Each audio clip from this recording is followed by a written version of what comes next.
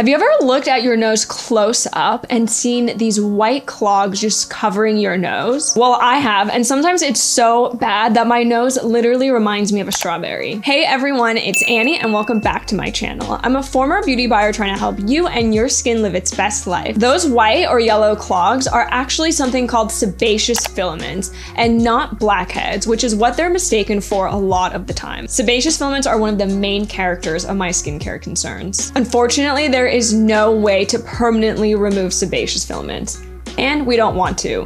They're always gonna come back, but there are things that we can do to minimize their appearance. So what are sebaceous filaments and how are they different from blackheads? Sebaceous filaments are a buildup of sebum and dead skin cells around a hair follicle, and they're usually light gray or sandy in color. These filaments help sebum or oil flow from your sebaceous glands to your skin to keep your skin moisturized. So they do serve an important function and shouldn't be removed completely.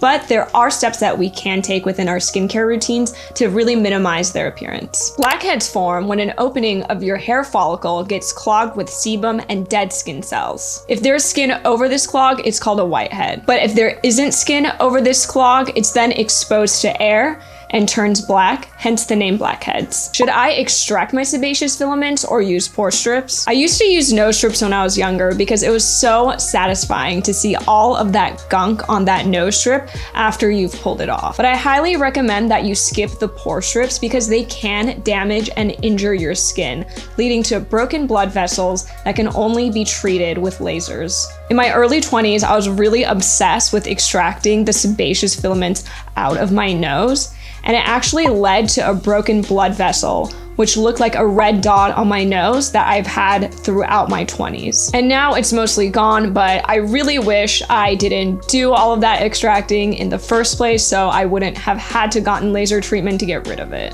So what are the things that we can do within our own skincare routines to help minimize our sebaceous filaments?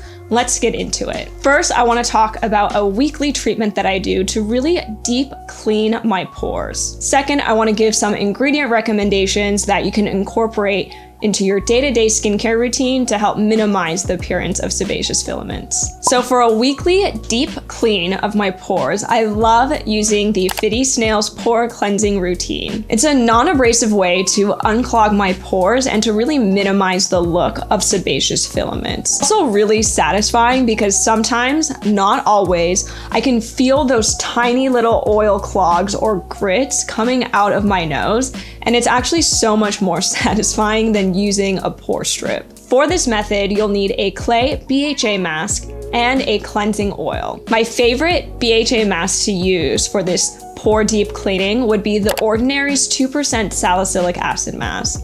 It's super effective and also really affordable. And I really love using salicylic acid because salicylic acid is able to penetrate deep within your pores to loosen up those impurities we don't want and get it ready for the next step, to be cleansed out. I like applying this mask anywhere on my face where I have clogged pores. So of course, I apply it on my nose. If my cheeks are feeling a little clogged, I'll extend the mask to go on my cheeks as well. Then I leave that mask on for about 10 to 15 minutes and then I'll wash it off. Once my mask is washed off, I'll grab a towel and pat my face dry. Now we're ready for the second step. So then the next step is using a cleansing oil and applying it on the areas where you applied your mask. So if I applied it on my nose and my cheeks, then I apply a thin layer of the cleansing oil on my cheeks and on my nose. Then I leave on the cleansing oil for about 15 minutes. After 15 minutes, I start to gently massage my nose for about 1 to 2 minutes. You should feel tiny little grits or oil plugs coming out of your nose. Do not massage too hard and don't massage for more than 2 minutes. Otherwise, you risk damaging your skin, which is going to lead to those broken blood vessels I talked about earlier that only go away with laser treatment. So be gentle and don't massage for too long. Sometimes I can feel the grits coming out and it's so satisfying, but other times I don't feel anything coming out, which is fine. You can always try doing this method later in the week. I wouldn't do it more than 2 times max per week, but even if you don't feel anything coming out, don't worry. Your sebaceous filaments should still look a lot more minimized after this process. And this is a really awesome and non-abrasive way to deep clean your pores, because when you apply the BHA mask, what it's doing is it's penetrating deep within your pores to loosen up the gunk. And then what the cleansing oil is doing is the cleansing oil is pulling all of that oil to the surface of your skin, because like attracts like. Even though it's counterintuitive, when you apply an oil to your skin, that's gonna help pull out the oil and debris from within your skin. We actually had Jude or Fiddy Snails detail out an updated pore cleansing routine by skin type over at the Glowy blog. So if you'd like product recommendations from the creator of this method, check out her blog post. I'll put the link to the post in the description of this video.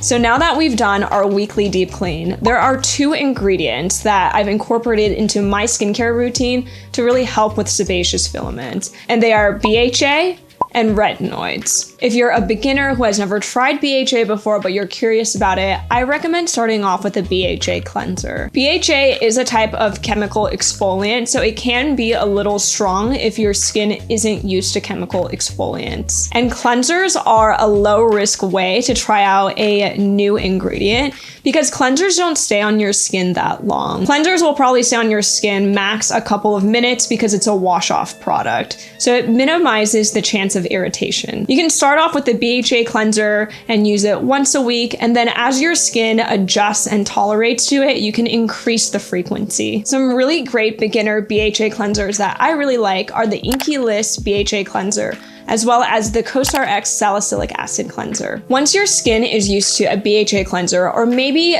your skin is already used to chemical exfoliants, you can probably try a BHA leave-on product. There are many different BHA toners and serums out on the market, and using a BHA toner or a serum is gonna give you more potent effects, because this is a product that you're actually gonna be leaving on your skin, not washing it off. So again, if you're new to using a BHA leave-on, I recommend starting to use it once per week and then just gradually increasing it as your skin tolerates it. One of my favorite beginner BHA toners would definitely have to be the Aloe BHA Skin Toner by Benton.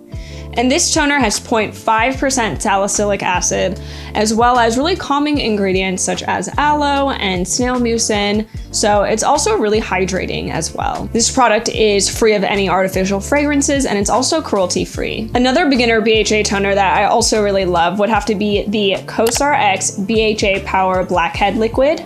And this toner actually has 4% betaine salicate, which is another type of BHA that is gentler than salicylic acid. This toner also has willow bark water, which is a natural exfoliant that doesn't irritate the skin. It's alcohol, paraben, and cruelty-free, as well as vegan. Now, if your skin is used to BHA, or you're just looking for something a little stronger, then I would highly recommend the Paula's Choice 2% BHA liquid exfoliant. And this is the toner that I actually use, and I use it during the day up to around 5 times a week. This one, just like its name says, is 2% salicylic acid. So if you're just starting out with it, even if you've used BHA before, I recommend starting out at just once a week and just seeing how your skin reacts. And again, you can just gradually increase as your skin gets tolerated to it.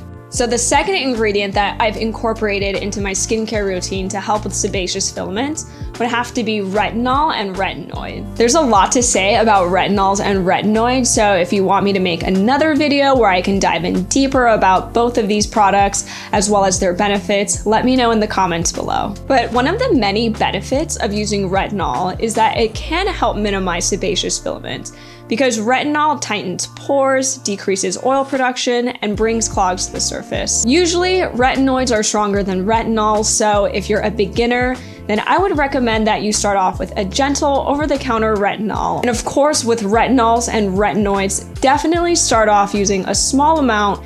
You really only need a pea-sized amount once a week, and then check to see how your skin is reacting. And once your skin gets used to it, then you can increase your usage. Different is an over-the-counter retinoid that you can pretty much get at any drugstore. Retinoid is a prescription retinoid, which means that you would have to go see your dermatologist in person, and they would have to write you a prescription for retinoid in order for you to get it. But now we have providers like Curology and Apostrophe that work with dermatologists dermatologist directly, so you don't need to go into your own dermatologist's office. And I like getting my tretinoin through my Curology prescription.